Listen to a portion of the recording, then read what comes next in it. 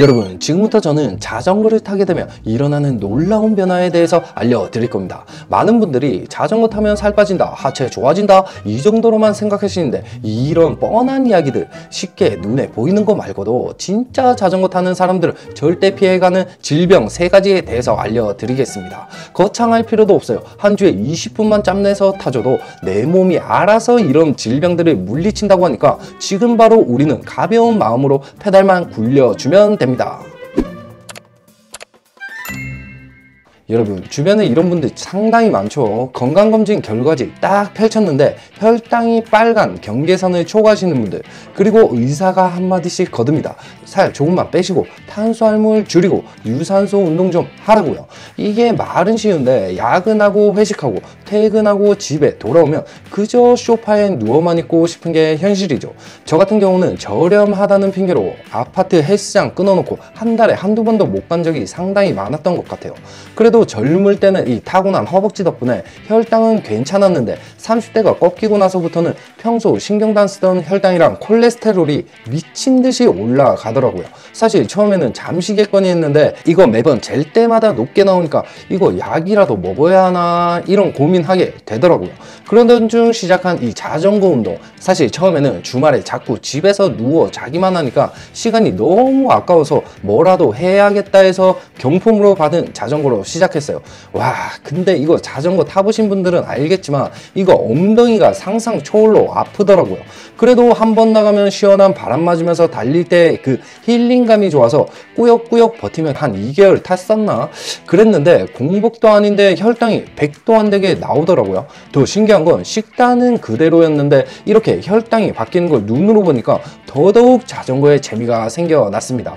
그때부터 저는 당뇨 잡는 현실적인 운동으로 자전거를 추천해요. 아마 다들 아실 거예요. 당뇨 걸리는 사람들 대부분이 하체가 삐쩍 꼬랐다는 걸요. 실제로 걷기보다 시간당 에너지 소비도 크고 러닝보다 무릎 발목 부담도 확실히 적어요. 무엇보다 주말에 먼 거리를 달리면서 얻는 그 여행의 힐링감이 저는 너무 좋더라고요. 실제 덴마크에서는 5만 명을 대상으로 10년 동안 한 재밌는 연구 결과도 있어요. 한 주에 150분 정도 자전거를 타는 사람은 안 타는 사람보다 당뇨병 위험이 약 30%나 낮았고, 중년 이후에 자전거를 새로 시작한 사람도 당뇨 위험이 무려 20% 정도 떨어졌다고 해요. 여기서 중요한 포인트가 늦게 시작해도 효과가 있다는 겁니다. 이미 40대, 50대, 60대여도 페달만 굴리면 수치가 확확 줄어든다는 거죠. 이게 당연한 결과인 게, 자전거는 허벅지, 엉덩이 같은 우리 몸을 이루는 대근육을 주로 쓰는 운동이기 때문에 이렇게 큰 근육을 사용하게 되면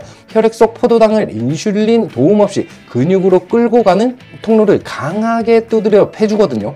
잽잽바리가 아니라 카운터 같은 굵직한 펌핑감을 꾸준히 때려주니까 혈당이 쭉쭉 떨어지고 인슐린 저항성이 개선되면서 공복 혈당이랑 이 당화 혈색소가 쭉쭉 내려갈 수밖에 없어요. 결론만 보면 같은 강도 대비 우리 몸의 가장 큰 근육들만 사용하니까 효과가 배가 된다는 거죠. 그래서 당뇨, 고지혈증, 경계에 걸린 40대에서 70대 분들이라면 지금 당장 자전거를 시작해야 합니다.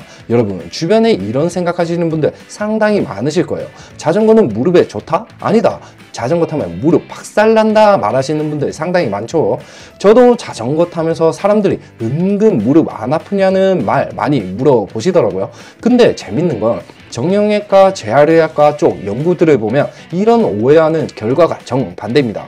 무릎 관절염 있는 사람에게 자전거, 수영 같은 유산소 운동이 통증을 줄이고 계단 오르내리기 같은 기능을 개선하는 데 가장 효과적이라는 결과들이 수두룩 빽빽합니다. 실제로 조금만 검색해봐도 무릎 관절염 환자에게 가장 추천하는 운동군이 바로 자전거라고 해요. 왜냐면 자전거는 구조적으로 러닝처럼 쿵쿵 뛰는 충격이 없고 페달이 빙글빙글 돌면서 무릎 관절 안에 윤활액 순환을 돕고 연골에 영양을 공급해 준다고 해요.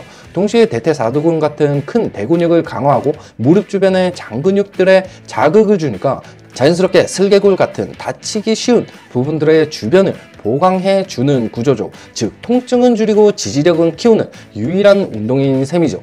특히 40대에서 70대 남성들은 예전에 그 축구, 농구 좀 하셨던 분들, 쪼그려 앉은 자세만 많이 쓰는 직업이셨던 분들, 그리고 체중이 살짝 나가는 경우가 많아서 이미 무릎 연골이 한 번씩 삐걱이는 나이인데요. 이때 운동을 끊어버리면 근육이 먼저 빠지고 관절은 더 불안정해집니다. 그래서 무릎 아프니까 아무것도 하지 말자가 아니라 무릎 관절을 보강하는 운동을 시작하는 게 무엇보다 중요하죠. 여기서 실전 팁만 몇 가지 알려드리면, 일단 자전거를 타기 전에 내 몸에 딱 맞게 높낮이를 맞추고, 그리고 이렇게 세팅이 되었다면 가벼운 기어, 조금은 높은 케이던스로 페달을 굴려줘야 합니다. 대부분의 분들이 근력 키운다고 무거운 기어를 꾹꾹 누르면서 타시는 분들 많은데요. 이런 행동은 진짜 최악이에요. 일단 가볍게 굴려만 주는 행동을 해도 슬개골과 관절 주변 인대나 장근육들이 활성화되기 때문에 무릎은 자연스럽게 좋아질 수밖에 없는 구조죠. 그리고 페달을 굴릴 때는 원을 그린다는 느낌으로 돌려주면 무릎 주변, 하체 모든 근육을 자극할 수 있다는 점 꼭 기억하세요. 마지막 세 번째는 조금 다른 이야기입니다. 몸이 아니라 머리와 마음의 이야기인데요. 저 같은 경우는 자전거를 처음 시작하게 된 게 매일같이 반복되는 직장 생활 속에서 날마다 느끼는 이 무료함, 허망함, 스트레스로부터 무언가를 찾다가 우연히 시작하게 된 게 바로 자전거인데요. 실제로 제 주변의 40대에서 70대 형님들을 보면 겉으로는 다 괜찮아 보여요. 그런데 속은 진짜 복잡합니다. 반복되는 회사 생활, 후배 관리, 스트레스, 집에 오면 경제적인 부담, 매일 듣는 잔소리, 아빠니까, 가장이니까 버텨야 한다는 그 압박감. 근데 우리는 어디 가서 나 요즘 좀 우울하다 라고 말하는 연습이 안 돼 있어요. 대부분 그냥 술 먹고 유튜브 보고 쇼핑하고 댓글창으로 버티죠. 그런데 여러분, 자전거가 여기서 의외로 강력한 멘탈의 안전지대가 될 수 있어요. 최근 다양한 연구 결과들을 보면 자전거로 통근하는 사람들은 차, 버스만 타고 다니는 사람들보다 우울증 그리고 불안장애를 겪을 일이 20%씩이나 낮다는 결과들이 계속 나오고 있다고 해요. 도대체 왜 그런 걸까요? 첫 번째는 자전거는 일정한 리듬이 있는 유산소 운동입니다. 일정한 리듬으로 페달을 돌리면 엔돌핀, 세로토닌 같은 기분이 안정되는 물질 분비가 증가하고 뇌신경 성장인자인 BDNF도 올라가면서 스트레스 호르몬을 해소하는 데 탁월해진다고 해요. 유산소 운동인데 이렇게 심신이 안정되는 운동, 제가 알기론 자전거가 유일합니다. 두 번째는 햇빛, 바람, 풍경을 만끽하는 운동이라는 건데요. 모니터, 스마트폰만 보다가 실제 하늘, 강, 나무를 보면 뇌를 불안하게 만드는 네트워크가 잠시 꺼지고 일종의 움직이는 명상 상태가 되거든요. 즉 멋진 풍경 보고 기분 나쁜 사람 없듯이 멋진 풍경이랑 함께 하니까 자연스럽게 여행할 때 느끼는 힐링이 팍팍 느껴집니다. 마지막은 제가 꼽는 첫 번째이기도 한 부분인데요. 바로 혼자 할 수 있는 운동이라는 거죠. 여러분, 살아가면서 얼마나 나에 대해 집중해 보시나요? 실제로 저는 자전거를 타기 전까지는 반복되고 바쁜 일상 속에서도 온전히 나를 느껴보는 시간은 하루에 10분도 채 안 되는 것 같았어요. 그런데 자전거 라이딩을 하게 되면 1시간에서 2시간이 아무에게도 방해받지 않는 내 생각 정리 시간이 됩니다. 그러면서도 페달은 계속 돌아가죠. 어떤 분들은 자전거 타는 시간이 자신의 정신과 상담하는 시간이라고 표현하시는 분도 계시더라고요. 물론 다른 운동도 그런 부분이 있겠지만 특히 저는 달리기나 수영할 때보다 이 자전거 탈 때가 더 고요해지더라고요.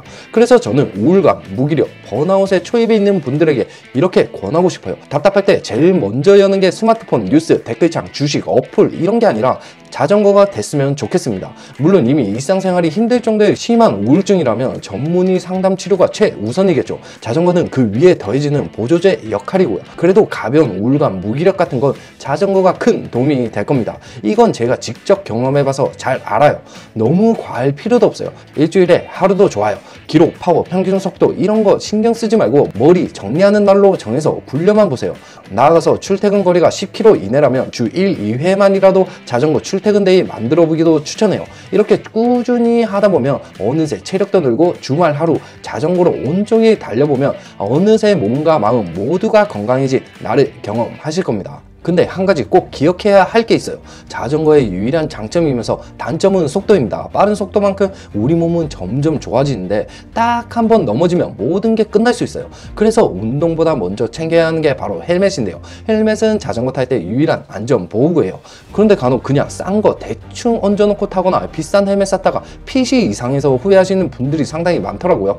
사실 저도 마찬가지였어요. 비싸면 좋을 거라 생각해서 사서 썼었는데 막상 머리에 올리니까 6대가리 될 때 돈이 어찌나 아깝던지. 그래서 우리 두싸 구독자님들은 그런 후회하지 마시라고 자전거 10년 타면서 정착한 가성비 헬멧은 고정 댓글에 남겨뒀으니까요. 특히 헬멧 쓰면 얼굴 커 보이는 분이라면 필수로 고정 댓글 참고해 보시고요. 오늘 영상 참고하셔서 지금 당장 남들과는 다른 건강한 내 자신으로 안전하게 라이딩 즐겨보시기 바랍니다. 그리고 다음 시간부터는 본격적으로 저 역시도 자전거를 다시 시작하는 내용을 담아볼 테니까요. 지금도 자전거를 망설이시는 분들이라면 우리 함께 시작하시면 좋을 것 같습니다. 오늘의 영상이 도움이 되셨다면 구독과 좋아요 부탁드리면서 다음 영상에서도 알찬 내용으로 찾아뵙겠습니다. 감사합니다.